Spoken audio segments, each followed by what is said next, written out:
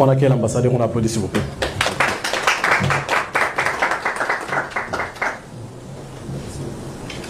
Bonjour. Bonjour. Je vous remercie du fond du cœur pour votre présence ici. Ça me touche.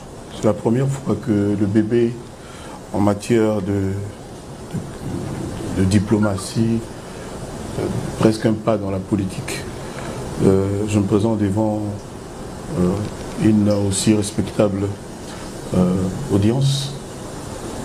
Je voudrais, avant toute chose, remercier du fond du cœur le chef de l'État, M. Antoine Félix Tshisekedi, qui a pensé que je méritais d'être ambassadeur de la culture du Congo, avec moi, Gims Dadjou, que je salue.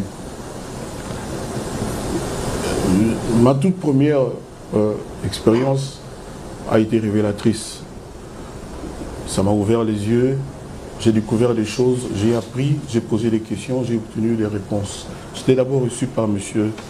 Dopagne, Stéphane Dopagne, au ministère des Affaires étrangères de la Belgique, qui était quelqu'un, il connaissait le chanteur Kofi Olomide, et il a eu donc l'occasion de côtoyer l'ambassadeur de la culture, nous avons échangé.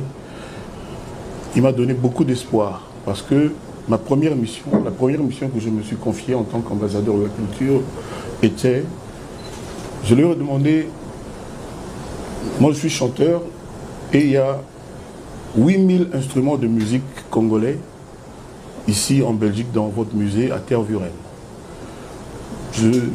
J'ai des questions dans le désordre qui vont dans tout le sens, et j'aurais aimé savoir pourquoi c'est si important pour la Belgique de détenir ces instruments de musique. Pourquoi est-ce que... Parce qu'il lui connaissait déjà mon programme, j'avais fait une conférence de presse à Kinshasa, cela ne vous a pas échappé. J'avais expliqué les quelques 5 missions que je me suis confiées pour la première année de mon, je dirais ça comme ça, mandat. Alors la première mission était de venir ici, de demander au gouvernement belge, au nom des artistes, au nom de tous mes collègues artistes, de restituer ces instruments de musique que moi-même je ne connais pas, que nos petits-enfants, nos arrière-petits-enfants ne connaissent pas non plus. Il m'a dit, Monsieur Kofi, nous avons parlé déjà dans le gouvernement de ce sujet, qui est un sujet difficile. Nous, on veut bien restituer au Congo ces instruments, 8000 instruments de musique. Mais qu'est-ce qui va se passer après? Et comment ça va se passer? Ça, c'était avant la visite que j'ai effectuée hier au musée de Tervuren.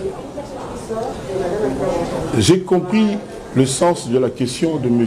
Depagne, Stéphane, du ministère des Affaires étrangères belge, qui est chargé de ces affaires culturelles. J'ai compris le sens de sa question quand j'ai été au musée de Tervuren. Je ne sais pas si vous avez déjà eu, vous, l'occasion de faire un tour par là. J'avais la chair de poule, j'avais la gorge serrée, et j'ai vu l'ampleur et l'immensité de la chose.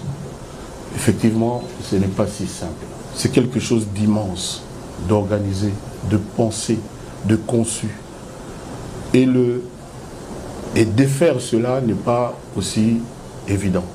Donc j'ai regardé, il y a des instruments dont je n'avais même pas entendu parler, ni vous, que je n'avais jamais vu, des choses extraordinaires. Ils m'ont révélé qu'il y a des choses que les Belges ont achetées, que les Belges de l'époque, à l'époque au Congo, ont acquis par des gens qui voulaient de l'argent et qui ont vendu, qui se sont séparés, qui se sont défaits de ces objets, de ces instruments de musique, des instruments de musique vraiment extraordinaires.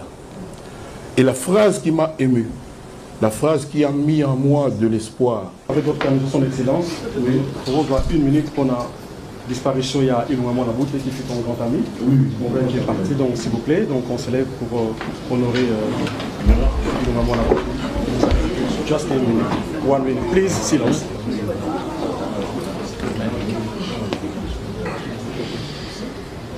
Dans le silence,